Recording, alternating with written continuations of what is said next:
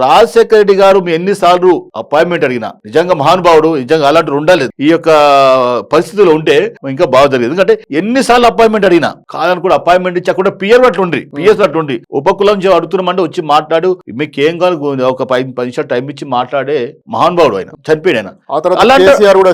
కేసీఆర్ అంటే ఇంకా ఘోరము. ఓఎంఓ అసలు వాస్తవం చెప్పినా మేము ఎంతో ఇంతో మేము రేవంత్ రెడ్డి ఏమనుకుంటాం సార్, పని చేసిండా చేయలేదా, ఒక రోజు పోతే కలిసి మాట్లాడి బాగానే, మాకు 10 సంవత్సరాల దగ్గర అని ఆయన. కానీ ఆయన మీటింగ్లలో ఏం చెప్తుండే, బుడగజంగం, మాస్టర్ చిందు, బైండ్లా, గోసం బ్రహ్మాండ ఒక కథ చదువుతున్నాయి ఆయన. కానీ ఎప్పుడు ఉద్యమం నడిపిస్తున్నప్పుడు, ఉద్యమాలు నాకు కావాలన్నప్పుడు, ఉద్యమం సమయంలో కూడా మీటింగ్ పెడితే కూడా వచ్చిండట కదా, నాయన నరసింహారెడ్డిని వాళ్ళని పంపిండట కదా. కరెక్ట్, పంపిడు ఏం చేయలేదు. నాయనస్తుడు వచ్చిండు, దేశం చిన్నమల్లె వచ్చిండు, ఇంకా చాలా మంది వచ్చారు. ఆ రోజు ఆయన ఇంకా ఎమ్మెల్యే కాలే, ఏం కాలేదు అప్పటికి ఉద్యమకాడు. అంటే గుర్తు చేసుకోండి, ఒక బుడగజంగాల మీటింగ్ పెడితే రాలేకపోయినా ఆయన వేరే కులాలు పోయింది మరి అంతకుముందు.